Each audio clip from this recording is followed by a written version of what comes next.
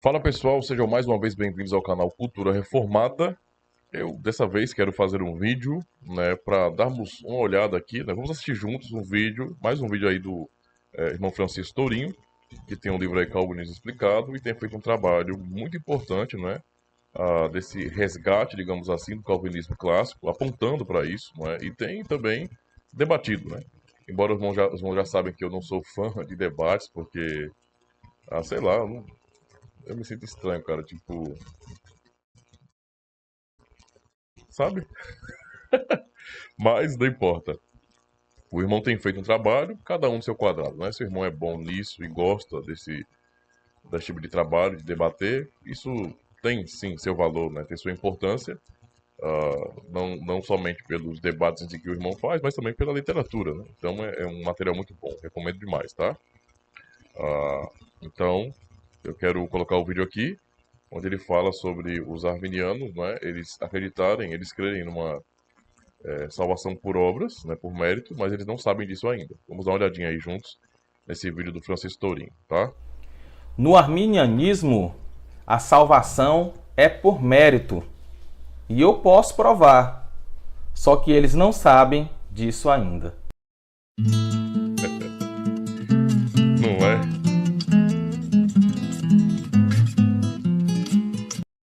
Olá, senhores. Meu nome é Francisco Tourinho. Eu sou autor desse livro aqui, O Calvinismo Explicado, volume 1, onde eu trato de teontologia, providências e decretos à luz do calvinismo clássico, explicando aí todas essas problemáticas sobre soberania divina, responsabilidade humana. Aqui vale, né, mais um adendo aí, né, que no caso também é uma propaganda para o livro do irmão. Todo livro que aborda o assunto da sociologia, né, o calvinismo em si, ah, é importante, né, é importante, não podemos desprezar. Mas o fato do irmão aí, Montorinho, estar abordando a teontologia, isso, assim, para mim coloca, né, o conteúdo, digamos assim, em um nível, um patamar superior, não é? Superior por quê? Porque, por exemplo, você vai discutir soteriologia com pessoas que não têm, não é, basicamente conhecimento nenhum de teontologia. As pessoas não estão preparadas para o debate a respeito da soteriologia. Elas não estão preparadas para poder entender muitas coisas. Então dá a impressão de que a Bíblia acaba sendo um conjunto de textos, ou digamos assim, um conjunto de versículos, certo? Que trazem de maneira isolada certas ideias e que essas ideias se contradizem, né? Porque, por exemplo, o cara que é arminiano, ele vai dizer, não, vocês calvinistas estão errados, porque olha aqui, ó, tá falando todos, né?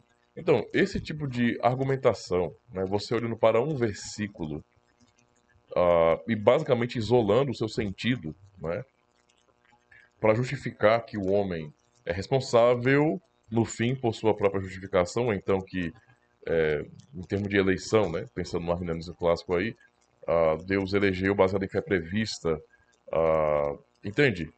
E que Cristo morreu por cada indivíduo do mundo, a expiação universal, não é?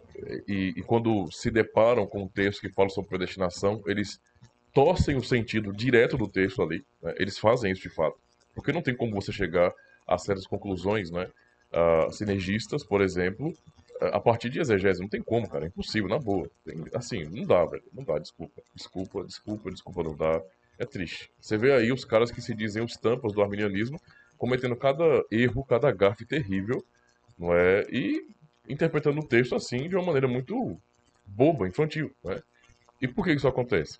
Porque essas pessoas acham que vão resolver a questão e vão refutar o tal do calvinismo citando um versículo que aparentemente diz que o homem é responsável, então que ele resistiu a Deus, ele não quis fazer a vontade de Deus. Tá vendo aí, ó? Olha aqui o versículo prova. Isso é pueril demais. Então, quando você começa, né, o assunto do calvinismo abordando primeiro a questão da teontologia, não é? Isso já coloca o seu material, o seu texto, não é, à frente, porque vai preparar as pessoas para isso, para entender a escritura, tá? Porque você entende a escritura e vamos pensar em questão de sujeição, né? De o que está sujeito ao que ali? se você, primeiro, entende o que Deus revela de si mesmo, ou seja, seus atributos na Escritura Sagrada, então esses atributos te fornecerão, esse conhecimento, eu digo, dos atributos de Deus, te fornecerão, não é, as bases necessárias para que você possa compreender todo o resto. Todo o resto. Então não vai ser chocante você ler sobre predestinação, sobre eleição incondicional, não é? Sobre muitas coisas, sobre a obra de Cristo específica por pessoas, eficaz, não é? Sacrifício particular, a, a expiação limitada, né, como geralmente é usado o termo, mas a ideia de expiação, né, sacrifício particular, né, você vai entender isso de maneira muito mais clara, não é? E não vai ter esse peso, essa coisa que parece que tem alguma coisa errada aqui, porque, sei lá, eu fico com a impressão de que se eu acreditar nisso, Deus está sendo injusto de alguma maneira. Quando você resolve as questões da teontologia, tudo isso, sabe, entra como uma luva. Tudo faz sentido. Não há mais um peso com relação a isso. Porque você sabe quem é quem na Escritura. Tá? E você sabe muito bem que todo o resto, nós, enquanto uma unidade, nossa liberdade, nossa capacidade, tudo está subordinado ao Deus que é soberano. Quando você entende isso, você já deu um passo à frente. Tá? Todos os demais livros, com certeza, são excelentes, especialmente no que diz respeito a denunciar a heresia arminiana, remonstrante, a denunciar o sinergismo no sentido geral, né? O pelagianismo também. Então, são muito excelentes, né? São muito bons. Então, nesse sentido, são todos complementares. Mas eu gosto muito do tipo de trabalho assim, tá? E eu recomendo demais o livro do Tourinho. Vale a pena demais. Vamos lá. Continuando. Sobre a eleição por presciência. Vamos tratar sobre a questão do livre-arbítrio, determinação dos atos pecaminosos e tudo mais. Mas tudo bem. Vou provar hoje que o arminianismo crê em uma eleição e salvação por previsão de méritos. Só que os arminianos não sabem disso ainda. Inclusive, validando o que. Validando, não precisa da minha validação, é claro, né? Mas eu digo assim, confirmando apenas o que o irmão está dizendo, cara, é só ler os cânones de Dort, as sessões das heresias, que você vai perceber os absurdos que os remonstrantes disseram, tá? Você tem a remonstrância apresentada em 1710, mas você tem os vários artigos que foram discutidos ali de maneira mais específica e refutados no próprio Sínodo de Dort. Tá? Os caras afirmam isso realmente, né? Qualificados para a vida eterna. Deus elegeu quem é qualificado para a vida eterna. Você encontra esse tipo de absurdo lá. Tá? Mas parece que muitos aí não sabem.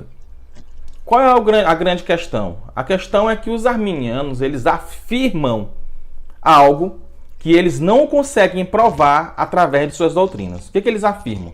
Que a salvação é somente pela graça.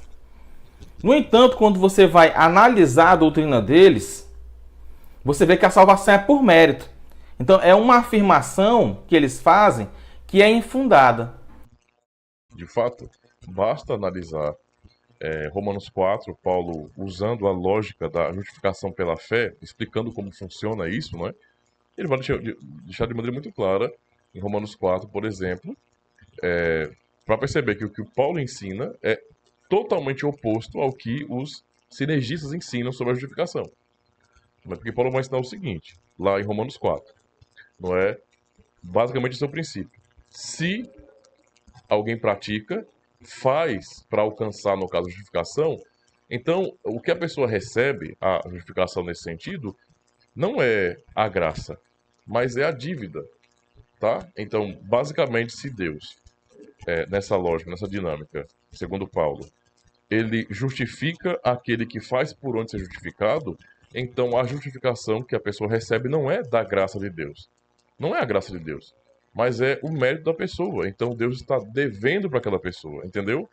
Deus te deve alguma coisa. Se você consegue fazer por onde, merecer essa justificação, né, praticar para receber a justificação, então Deus está pagando o salário da sua obediência, basicamente.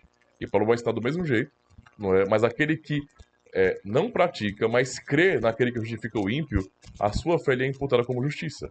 Tá? Então isso é muito simples, né? É só ler a Escritura. Mas vamos seguir aí o irmão Tourinho. Eles ensinam que a salvação é só pela graça, no entanto, eles não conseguem provar isso através da sua doutrina.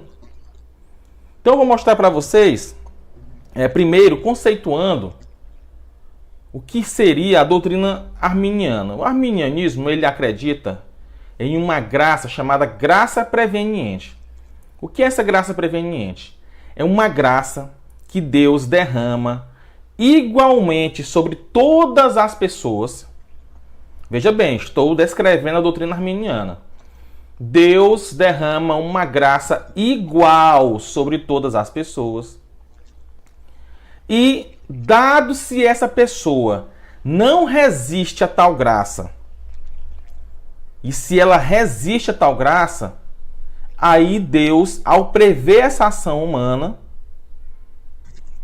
Deus elege ou reprova. Se ele não resiste à graça, ou seja, deixa-se ser levado pela graça, então Deus elege aquele homem. Ou seja, a eleição é um resultado da não resistência do ser humano.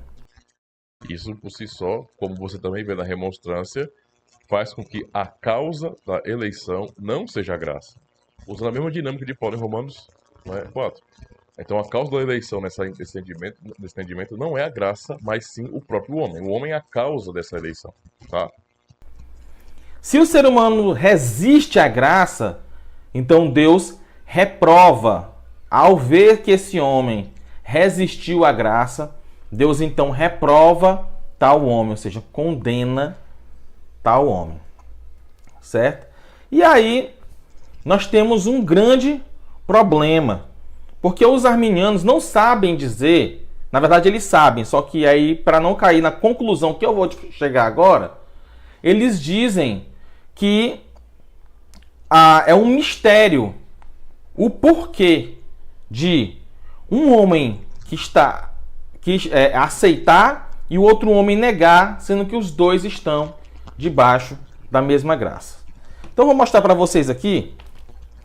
Vou tentar desenhar e colocar em forma matemática, porque aí fica mais fácil para vocês entenderem, certo? Vou pegar aqui meu celular, vou mostrar para vocês. Vou tirar aqui esse fio do meio, da frente. E imaginem só que aqui, ó, são dois homens. 2 e 2. Certo? Esse aqui é um homem, esse aqui é outro homem, esse número. Se você somar aqui, ó, igualmente, 2 e somou mais 2, o resultado vai ser o quê? 4. Vai dar o mesmo resultado. Se você pegar e somar igualmente aqui, ó, 3 mais 3, 3 aqui, ó. O resultado vai ser o quê? 5. Igual, o resultado vai ser igual, ou seja, se todos os homens são iguais, e se todos os homens recebem uma graça igual, o resultado seria sempre igual. Ou seja, todos os homens ou seriam salvos ou todos os homens seriam perdidos. Certo? Logo, onde estaria a diferença se a graça, essa soma aqui, ó, é a graça, ó, vou pegar aqui, ó, melhor aqui, ó. Essa soma aqui é a graça. Onde estaria a diferença para que o resultado fosse diferente? Seria aqui, ó. Em quem? No homem. Então nós teríamos o quê? Que um homem seria 2, o outro seria 3, por exemplo. Se você soma uma graça igual aqui, ó. Olha só, um vai dar 4 e o outro vai dar 5, olha só. Olha o resultado diferente. Mas o resultado é diferente entre um e o outro, por quê? Baseado em quê? Na diferença do homem. Porque a graça preveniente é sempre igual.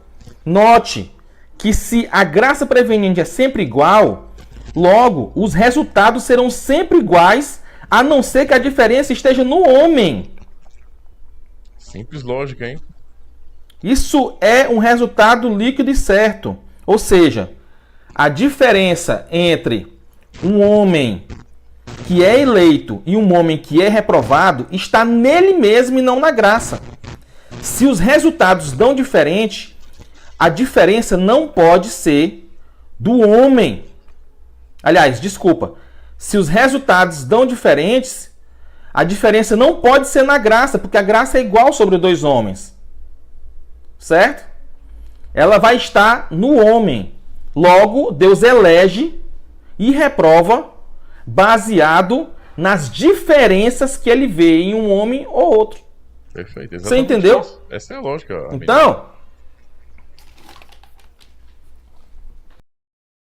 essa é a pura lógica arminiana, que infelizmente, né, eles acabam não entendendo, né? Não conseguindo raciocinar de uma maneira correta e achando, né, que a salvação, segundo eles também, é pela graça, né? Isso é muito comum. Boa parte dos cristãos evangélicos falam muito de graça. Eu fui, digamos assim, eu avancei, não é, na fé, basicamente, num contexto evangelical lá do início, vim da Igreja Católica Romana, fui para a Igreja Evangélica e tudo. E se falar muito de graça, graça, graça, graça, mas no fim a graça que era pregada não tinha graça, porque se eu não fizer, meu amigo, não adianta. No fim eu não vou ser salvo, no fim eu não serei justificado, no fim eu não entrarei na Nova Jerusalém, porque eu não estou fazendo por onde. Então que graça é essa? Então, e mesmo assim dizendo, é pela graça, é pela graça. E o que era bem comum naquele contexto era que quem ensinava assim, é pela graça, batia na igreja de Roma, né, batia nos papistas dizendo que eles ensinavam a salvação pelas obras, mas nós não, estamos pela graça. Só que no fim era igual, era a mesma coisa, era sinergismo. é só dar uma olhada, entendeu? É só usar um pouquinho a cabeça e vocês vão entender que a diferença entre a eleição e reprovação, ou seja, sobre a atitude de Deus de eleger e reprovar, não está baseado na graça, está baseado naquilo que o homem faz. Aí você pode até perguntar, por que que um não resiste e o outro não resiste? Por que um resiste e o outro não resiste? Você vai ter que dizer que porque um foi mais humilde, porque um foi mais orgulhoso. E aí Deus vai eleger por quê? Porque um foi mais humilde e o outro foi mais orgulhoso. A linguagem dos remonstrantes. Vamos dar uma olhadinha aqui. Só para os irmãos se inteirarem, não é, do que o Tourinho está dizendo aí. Vamos lá. Cânone de Dort, capítulo 1. Né? Capítulo 1 dos Cânones de Dort, sobre a eleição e reprovação, e heresia de número 4. Nesse livrinho aqui, tá? Os Cânones de Dort, da Graf Editora. Né? Melhor edição para mim. Está na página 28, diz bem assim, olha. A eleição para a fé depende das seguintes condições. Isso é fala dos remonstrantes, né? Os alunos de Armínio. Condições prévias, tá? O homem deve fazer uso adequado da luz da natureza, certo? E deve ser piedoso, humilde, submisso e qualificado para a vida eterna. É isso mesmo que vocês ouviram. Lembre-se, o assunto é a eleição para a fé depende. Eleição para a fé depende. A fé é para quê? Para a pessoa ser justificada e ser salva. A eleição para a fé depende das seguintes condições. Tá? E as condições são, né, fazer uso adequado da luz da natureza, deve ser piedoso, humilde, submisso e qualificado para a vida eterna. Exatamente isso. Porque a graça é igual sobre os dois. Note, a graça é igual sobre os dois. Logo, o resultado não depende dela, a não ser que todos tivessem o mesmo resultado. Se todos fossem salvos, aí sim, nós poderíamos dizer a salvação é por graça. Mas como nem todos são salvos, então existe um grande problema aí. Se todos são atingidos pela mesma graça e nem todos são salvos, a diferença não pode estar na graça, senão que na atitude desses homens que estão. E no fim, qual é a consequência lógica também disso? Não é? Numa visão sinergista / arminiana, não é? A questão geral, o ponto fundamental não é? Numa situação como essa, em que a graça vem sobre todos e nem todos são salvos, não é? Então a ênfase está no homem, tá? A ênfase está no homem. A teologia arminiana, remonstrante, não é uma teologia da glória de Deus, é uma teologia da glória do homem, porque é inevitável, é uma questão lógica. O homem tem que ser exaltado como aquele que não é? É o causador da sua própria salvação, da sua própria eleição, certo? Já numa cosmovisão, no entendimento monergista barra calvinista também, né, você vai entender o seguinte, que no fim Deus escolheu de maneira soberana e incondicional e, portanto, toda a glória repousa sobre ele. É a bondade dele que ele quis demonstrar. Não tem nada a ver com o que nós fizemos. Tá? Então, de um lado, a teologia calvinista vai dizer o quê? A glória de Deus em tudo isso. Tá? O homem não fez nada, porque todos são igualmente pecadores e merecedores do inferno. Então não está no homem a razão para ele ser salvo e ter esperança. Está somente em Deus, em sua bondade, em sua misericórdia. O arminianismo, de maneira lógica, você vai ter que admitir, não é? Usando essa lógica que o Torinho explicou aí de maneira muito clara e fantástica, né? Porque vou até usar isso, né, para reforçar a matemática para outras crianças, de repente, da igreja, né? Porque é bem lógico mesmo. Não é? No fim, nessa lógica arminiana, não adianta. Se a graça vem igual sobre todos e o resultado e tem resultados diferentes, não é? É porque a variável, digamos assim, a mudança, a diferença está no próprio homem, tá? E, traduzindo nessa linguagem da remonstrância, tá, o homem é qualificado para a vida eterna. Aqui embaixo. Logo, a salvação desses homens dependem deles mesmos fazer um bom uso ou um mau uso do arbítrio liberto que Deus deu para eles. O arminiano vai fugir disso e vai dizer que isso é um mistério, como diz Roger Olson. Roger Olson vai dizer que não é um mistério porque que um homem aceita e o outro rejeita. Mas não é mistério coisa nenhuma. Na verdade é que ele está apelando para o mistério para fugir da conclusão líquida e certa que a salvação no arminianismo nos leva a um mérito humano e, portanto, uma negação da sola gratia da reforma protestante. Tá ok? Poderia dizer mais um monte de coisa, né, a respeito disso, é um assunto longo, mas poderíamos mostrar, por exemplo, que a graça preveniente ela é ineficaz. Por exemplo, a graça preveniente ela dá o arbítrio liberto, ou seja, ela dá o poder a todos os homens, mas ela não dá o querer. Mas nós temos que saber, por exemplo, que admitir que o querer do homem é uma parte essencial na salvação. Mas ela não dá o querer. Logo, esse querer vem de quem? Do homem. Logo, já não pode ser mais sola gratia. Porque a graça não deu o querer. Teve que vir um agente externo da graça para compor uma peça para que o homem ali pudesse ser salvo através agora de uma graça subsequente ou de uma graça cooperante, dependendo do autor aí que você vai usar. Tá ok? Um abraço, senhores. Até mais. Bem, é isso aí. Valeu, irmão Torinho. Vídeo muito bom, tá? Fantástico mesmo a sua explicação aí. E o uso dessa lógica para poder mostrar, de fato, o que de fato o arminianismo é. Não é? É a teologia, não é? É o entendimento, é a filosofia de que o homem é o responsável por sua própria salvação. Não adianta. Não é? O homem tem que ser qualificado para a vida eterna, tem que usar essa graça preveniente, não é? Tem que usar a luz da natureza, fazer bom uso disso, não é? Usando o seu arbítrio liberto, como você fala aí no seu vídeo, para então escolher, não é? Só que não se dá o querer. E um ponto que é importante destacar aqui é como que o pessoal perde tempo debatendo ou brigando com relação a escolhas, né? É sempre um fantoche que é feito do calvinismo. Então nós somos fantoches, nós somos robôs controlados. Então, quem pensa assim, quem cogita essa ideia, né, ainda está muito pueril no seu entendimento. Porque, cara, quem é que está negando que nós fazemos escolhas? Ninguém. Né? Ninguém. Entende? Não tem a ver com isso, cara. Nós fazemos escolhas, né? Nós temos liberdade de fazer escolhas. A questão não é essa, não. A questão é a nossa natureza.